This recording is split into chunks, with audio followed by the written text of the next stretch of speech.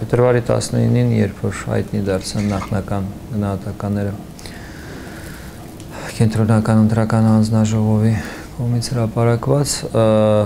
ես կապնվեցի բոլոր հեռախոսակապով բոլոր թեկնածուների հետ իրենց կարծիքը դրա վերաբերյալ իմանալու համար եւ կար ընդհանուր մոտեցում, որ այդ արդյունքները ընդունելի չեն, այսինքն չեն արտահայտում հանրության իրական քվեն կամքի արտահայտությունը քվեները չեն արտահայտում եւ տեղ բացվեց, որ միասնական հայտարարությունով հանդես գալ։ Ես շատ կարևոր եմ համարում այդ գործողությունը քաղաքական, դա մեծագույն նշանակություն կարող է ունենալ քաղաքական process-ների վրա, սակայն երբ որ արդեն անցանք կոնկրետ հայտարարության տեքստի պատրաստման եւ այդ հարցերի շուրջ միավորվելու փորձերին ըստ էության պարզվեց, որ չկա վստահություն միմյանց նկատմամբ թեկնածուների մոտ, որպեսզի միավորվել որևէ մի ընդհանուր փաստաթուղթի տակ իրենց ստորագրություններով։ Ես այսօր անելու եմ իմ հայտարարությունը, նորից կոչ եմ անելու, որ թեկնածուները իրենց պատասխանատվությունը նորից ասած վերագնահատեն այս process-ում նախագահի թեկնածուները ընտրությունների կարևոր մասնակիցներն են եւ իրենց գնահատականի հարցում միասնականությունը դա էական նշանակություն ունեցող քաղաքական հանգամանք է։ Ես գտնում եմ, որ նաեւ հանրությունը պիտի այստեղ իր դերը խաղա, որպեսզի մենք ստանանք այդ քաղաքական արդյունքը։ Ինչ որ ինձանից առ այսօր կախված էր փորձել համակարգել այդ գործիչներին, ես արեցի, սակայն արդյունքի չհասա։ Մենք ունենք հիմա process, Ռաֆի Հովհաննիսյանը պնդում է, որ ինքը ախտել է այս ընտրություններում եւ փորձում է համախմբել մարդկանց, որպեսզի այդ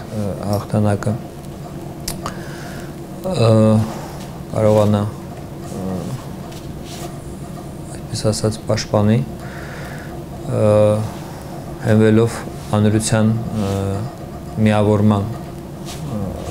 միավորող process-ների վրա։ Շատ կարևոր է այսօր իր քաղաքական պլատֆորմը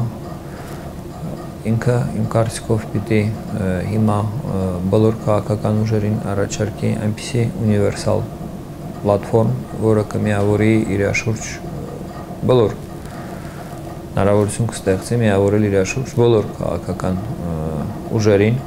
Բնականաբար նորից ես ասում եմ, այս ընտրությունները մենք չպետք է եւ չենք կարող համարել իսկական ընտրություններ, պետք է վերապահումներով ընդունենք միջազգային դիտորդների գնահատականները, հասկանալի է, որ իրենք այդ գնահատականների համար որևէ քաղաքական, բարոյական կամ իրավական պատասխանատվություն չեն կրում եւ մենք դա տեսնում ենք ԱՊՀ դիտորդների օրինակով, հիմա նաեւ ՀՀԿ դիտորդները կորցրեցին իրենց բավը Հայաստանում իրենց կողմից տրվող գնահատականներով նվազեցրեցին Եվրոմիության նկատմամբ մեր հանրության կողմից վստահությունը, որովհետև ակնհայտ է, որ հիմնարար իրավունքները չէին հարգվում այս ընտրություններում եւ մարդկանց նորից հարկադրում էին քվեարկել եւ կաշառում էին, որպեսզի մարդիկ քվեարկեն։ Ուստի եւ նման հայտարարություն անելով միջազգային դիտորդները հակադրվեցին հանրությանը եւ նաեւ քաղաքացիական հանրությանը։ Հանրության գնահատականը այսօր կախված է նրանից, թե մենք կարող ենք գտնել ընդհանուր մի պլատֆորմ, որը որ հնարավորություն կտա միավորել բոլոր ուժերը մեկ ճակատում։ Եթե Ռաֆի Հովհաննիսյանին նման պլատֆորմով հանդես գալը չհաջողվի, ես գտնում եմ, որ նոր ընտրությունների պահանջը քաղաքացիական անհնազանդության պահանջը այն կարգախոսներն են, որոնք որ կարող են միավորել բոլոր ուժերը այսօր, որպեսզի վերջ տրվի այս քրեա օլիգարխիկ համակարգին։ Ինձ թվում է եւ Հայաստանում եւ Հայաստանից դուրս արդեն բոլորին պարզ է, որ Հայաստանը որևէ ժողովրդավարական ապագա ՀՀԿ-ի հետ եւ Սերժ Սարգսյանի հետ չի կարող ունենալ։ Ինչպես որ Ռուսաստանում կարիք եղավ 93 թվականին գնդակահարել Սպիտակ տունը, որպեսզի վերջ տնել կոմունիստական կուսակցության մասնակցությանը քաղաքական պրոցեսներում եւ փակել այդ սովետական ժամանակաշրջանը, այնպես էլ Հայաստանում մինչև ՀՀԿ-ն եւ իր քաղաքական լիդերը դուրս չգան քաղաքական դաշտից, Հայաստանը ժողովրդավարական ապագա չի ունենալ։ Կարող է տարբեր զարգացումներ լինի, բայց ոչ ժողովրդավարական։ Ես կփորձեմ հանդիպել Ռաֆի Հովհաննիսյանի հետ, այսօր դեռ ֆիզիկապես վիճակի չեմ, որպեսզի քննարկեմ հնարավոր է ընդհանուր պլատֆորմ ստեղծել եւ սկսել լայն քննարկումներ բոլոր քաղաքական եւ քաղաքացիական խմբերի եւ ուժերի հետ։ Ես տեսնում եմ, որ նոր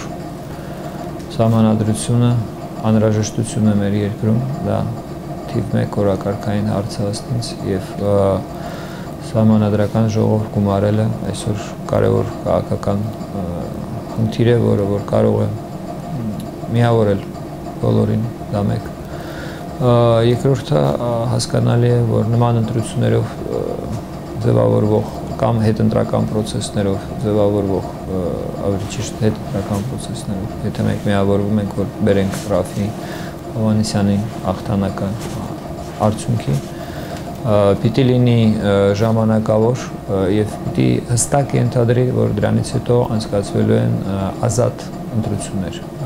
Բնական է կարևոր հանգամանք է, որ ընտրակաշարք բաժանող հակասահմանադրական գործունեություն իրականացնող կուսակցությունները պետք է լուծարվեն։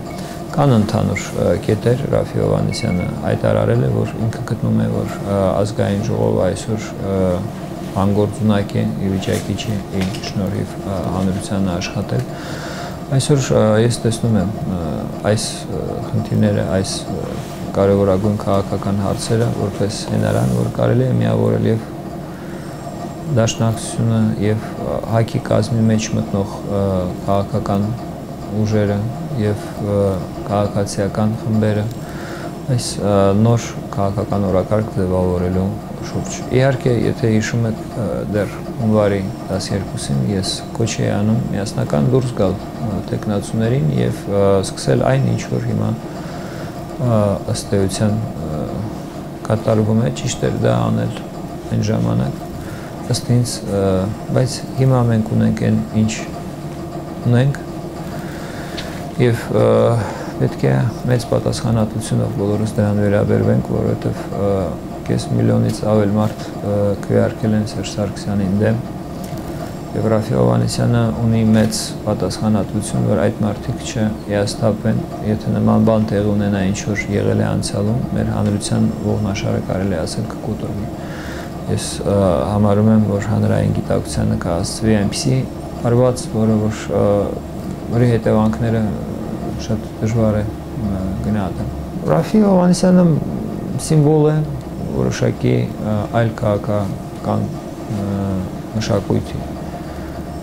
ինչ մենք տեսել ենք վերջի 15 տարվա ընթացքում, ինքը այդ առումով իհարկե գաղափարական մի մեսիջ է պարունակում իր մեջ ամբողջ հանրությանը։ Հասկանալի է մարդկանց վստահության աղբյուրը իր նկատմամբ, որովհետև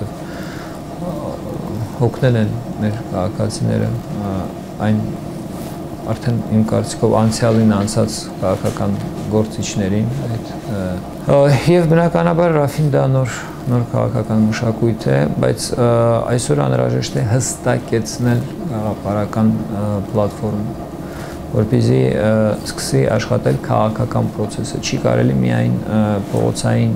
մոբիլիզացիայի միջոցով, սոցիալական մոբիլիզացիա, մարդկանց մոբիլիզացիայի միջոցով ստեղծել մի իրադրություն առանց հստակ քաղաքական պլատֆորմայի։ Մարդիկ պիտի իմանան իրենք ինչի համար են մոբիլիզացվում, ինչի համար են պայքարում եւ ինչ արդյունքի կհասնեն։ Ժամանակը շատ նեղ է, ամսի 25-ը փետրվարի դա ջրբաժան օր է։ Ես գտնում եմ, որ մինչև ամսի 25-ը անհրաժեշտ է երկրում ստեղծել այնպիսի իրավիճակ, որ կենտրոնական ընտրական հանձնաժողովը եւ ռեժիմը հարկադրված լինեն ճանաչել ընտրությունները առնվազն անվավեր, կամ եթե Ռաֆի Հովհաննիսյանին հաջողվի իր հաղթանակը հիմնավորել, իր հաղթանակը ճանաչել, այդ ամենը մենք ունենք 3 օր եւ պետք է անենք ամենը, որպեսզի մոբիլիզացնենք եւ հանրությունը եւ քաղաքական ուժը։